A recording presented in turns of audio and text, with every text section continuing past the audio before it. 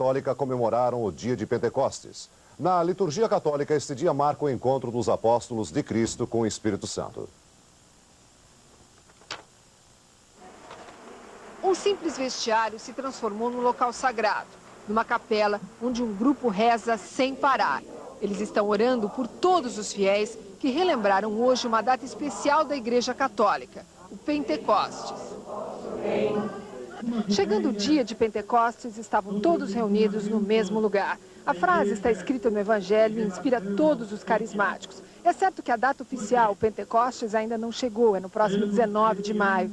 Mas hoje, os carismáticos já são tão numerosos que precisaram arrumar um dia sem jogo de futebol e usar o estádio do Morumbi. Vamos orar. Vem, Espírito Santo! Essas 120 mil pessoas se reuniram em nome do Espírito Santo. Acreditam que ele repete aqui no Morumbi o que, segundo os apóstolos, aconteceu no nascimento da igreja 20 séculos atrás, quando o Espírito de Deus desceu sobre os presentes. Por isso, as pessoas rezam com fervor, se emocionam, cantam e pulam de alegria. Eu sinto que a minha força é maior com esse Espírito Santo grande dentro de mim, assim, é uma coisa maravilhosa. O povo hoje tem uma fome de Deus, o povo hoje tem uma sede de Deus. Nem fomos nós quem suscitamos isso, foi Deus quem suscitou. O que nós estamos fazendo é apenas dando a este povo o alimento que ele precisa e trazendo para Deus, e trazendo para a igreja este povo que hoje está querendo voltar para Deus.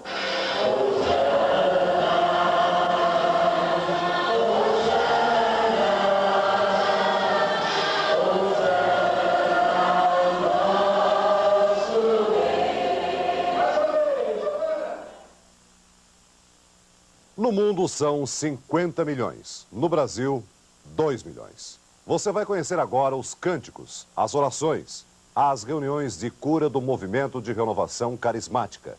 Um movimento que está mudando os costumes da Igreja Católica Apostólica Romana e que a cada dia conquista novos seguidores.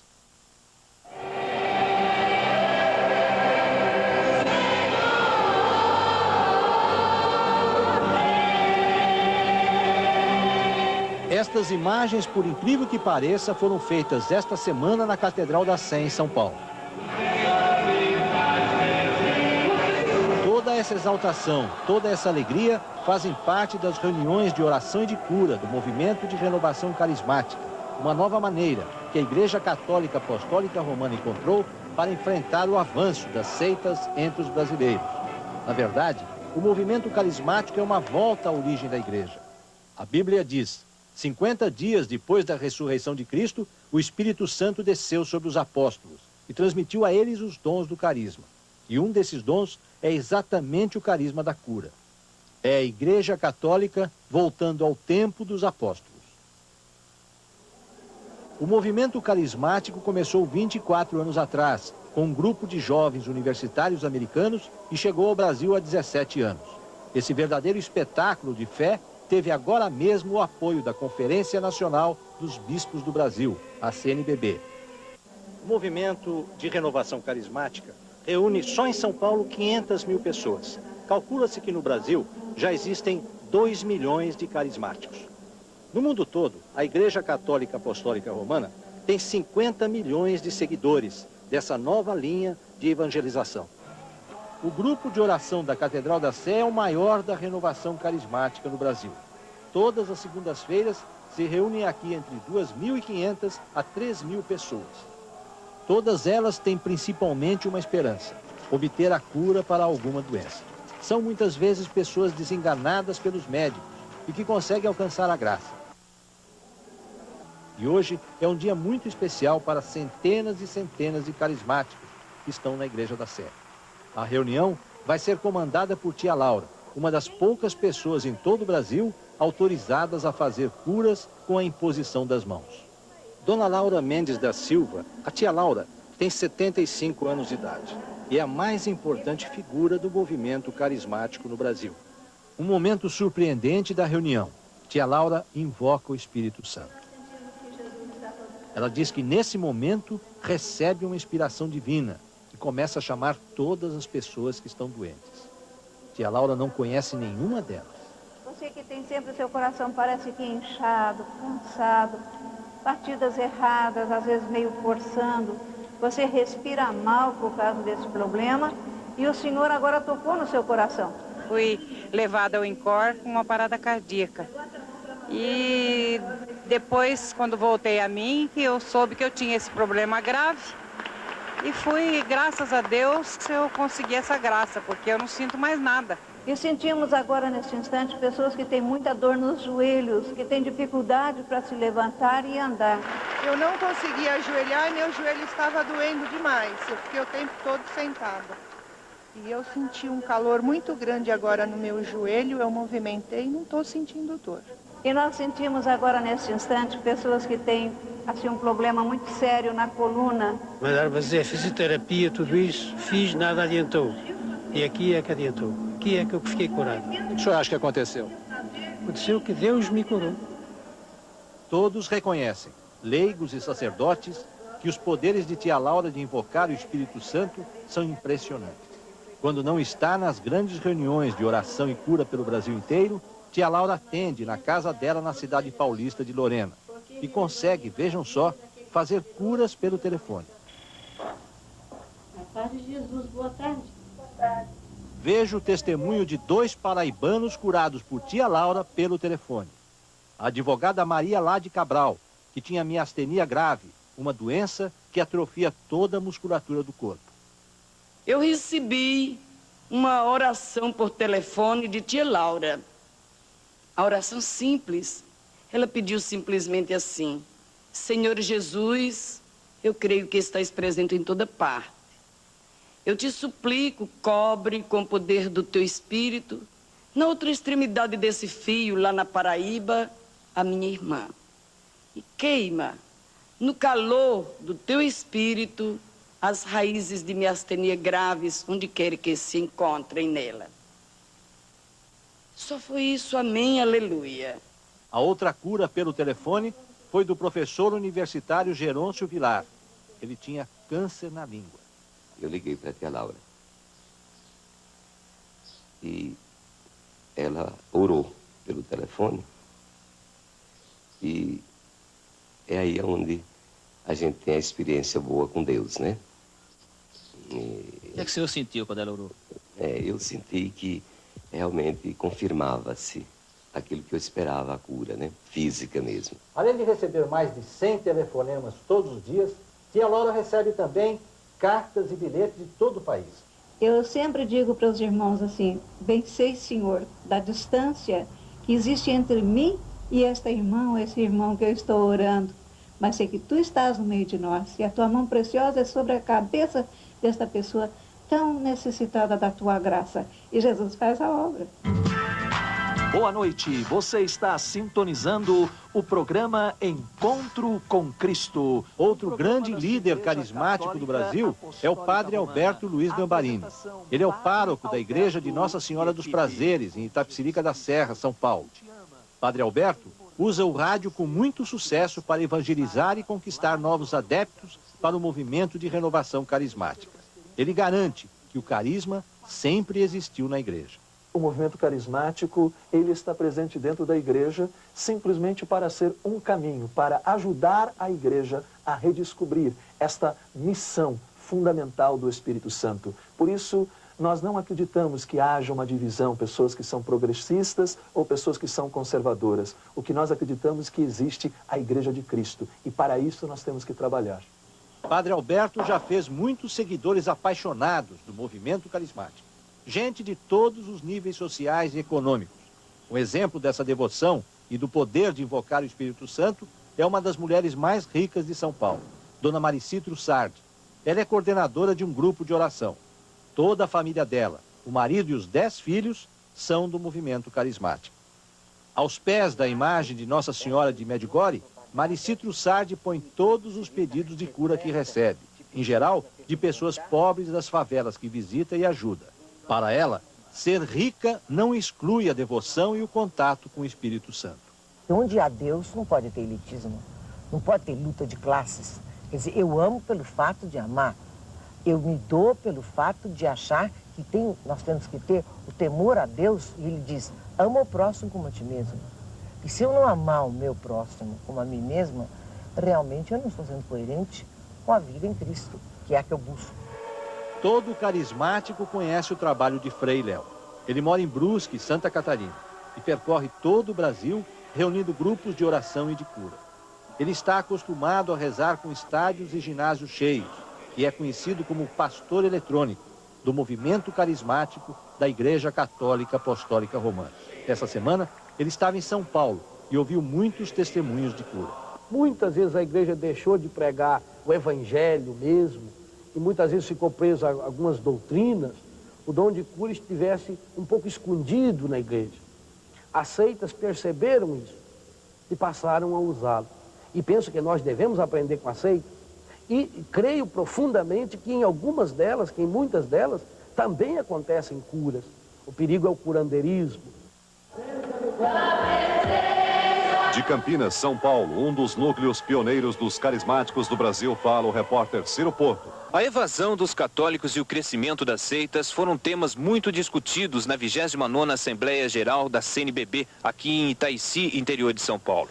Os bispos elaboraram novas diretrizes da igreja para os próximos 4 anos, que vão ser divulgadas só em junho. A partir daí, a igreja deve se tornar mais participativa, onde os fiéis vão poder desempenhar até a função de ministros evangelizadores. O que se pretende também é fazer com que os padres se aproximem mais dos fiéis para conversas, aconselhamentos e bênçãos individuais, onde não está descartada a possibilidade de curas milagrosas. A intenção dos bispos é reviver o misticismo da igreja sem abandonar a opção preferencial pelos pobres, ou seja, a igreja quer oferecer aos fiéis uma assistência espiritual paralela à discussão dos problemas sociais. A igreja deve assumir uma posição que leve mais em consideração o subjetivo e o pessoal, sem descurar das questões da justiça e desse mundo que passa, porque não podemos cair nos extremismos, nem de um lado, nem de outro. Dentre as modificações que a igreja deve apresentar para os próximos 4 anos, está incluída também a possibilidade de curas através de bênçãos e orações?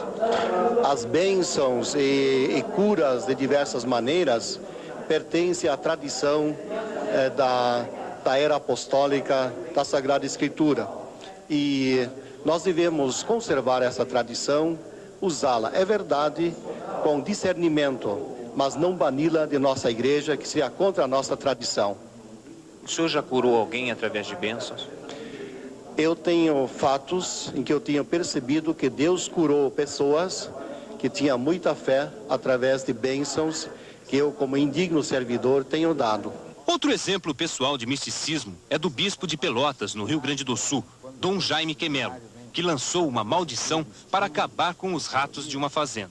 E chegou uma pessoa para mim muito humilde e disse: o senhor não pode ir lá, padre, abençoar o meu paiol lá de milho e culturas agrícolas, espantar os ratos que estão lá?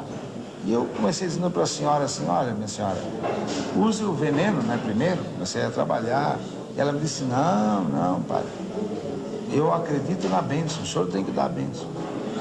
E misteriosamente, eu aprendi da fé dessa senhora, fui lá, abençoei aquele paiol, lancei uma maldição que se chama contra mures, até uma palavra em latim, que é contra ratos. E qual não foi a minha admiração? Por 3 ou 4 anos, eu nem era do local, tinha nascido ali, mas trabalhava no diocese. Cada vez que eu ia visitar meus pais, ela trazia uma cesta enorme de frutas para mim, porque ela dizia assim: olha, meu padre, depois daquela bênção, nós ficamos aliviados, não há mais ratos no paiol. Quer dizer, o senhor expulsou os ratos do paiol? Eu não, foi Deus, foi sobretudo a fé dessa criatura. Até hoje, os dirigentes da Igreja Católica não deram apoio oficial à renovação carismática. Os bispos e padres se dividem entre a tolerância e o apoio pessoal.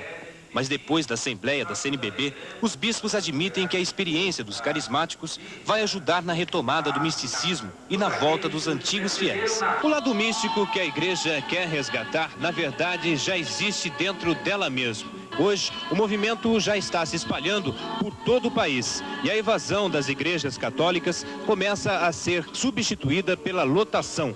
Nos encontros de carismáticos, os fiéis chegam a disputar um lugar dentro da igreja.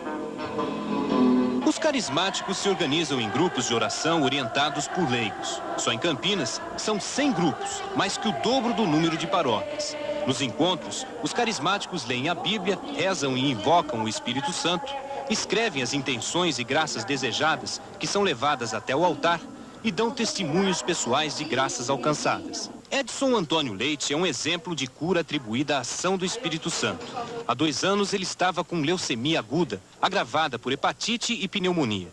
Durante a doença dele, que durou 8 meses, a mulher Carmen Silvia passou a frequentar a renovação carismática. Segundo ela, a recuperação do marido começou depois de uma noite de orações no hospital. O que o médico te falou depois que você apresentou essas melhoras?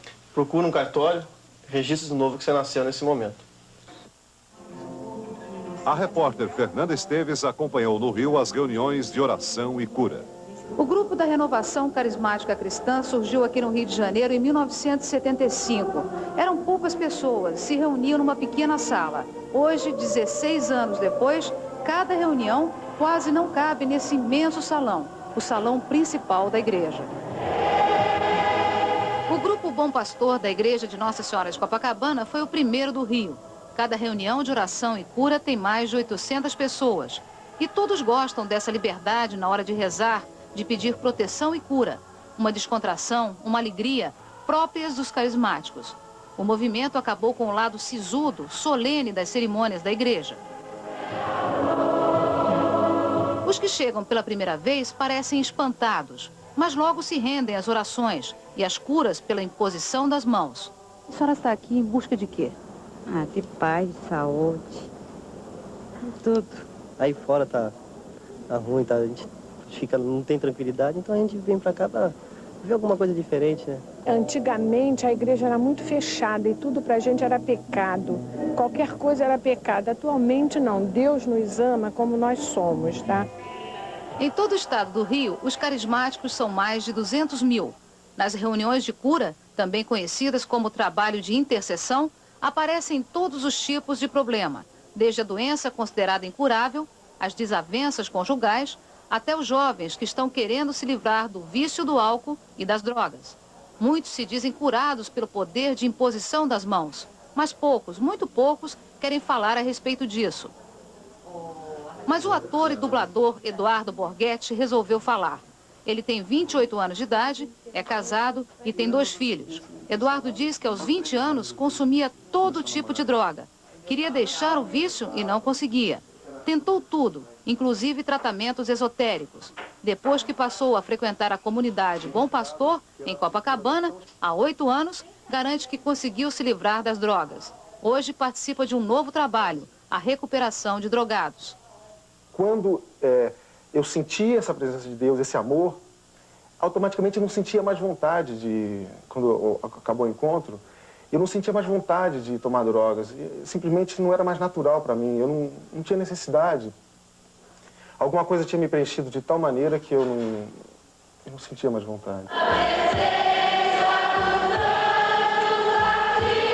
Dom Serafim Fernandes de Araújo, eleito vice-presidente da CNBB e considerado um representante da igreja tradicional, define assim o movimento de renovação carismática. Os milagres são um testemunho de Deus para dizer que Ele está presente, que Ele é Pai, que Ele é carinhoso. Mas, na verdade, não é, eu vou dizer, uma sessão de curas. Jamais a igreja iria prometer uma sessão de curas. Não é uma benção, você aperta o botão e sai. Não é isso. Precisa ter a fé no coração da pessoa e precisa também que Deus quer que o homem tome as medidas. Por exemplo, eu não vou dar uma bênção para uma pessoa só que não quer se tratar. Eu vou dizer para ela que eu dou a bênção, mas tem que se tratar. Porque a bênção de Deus irá para o médico, irá também para o remédio, irá para as coisas. Esse é o sentido pedagógico das nossas bênçãos.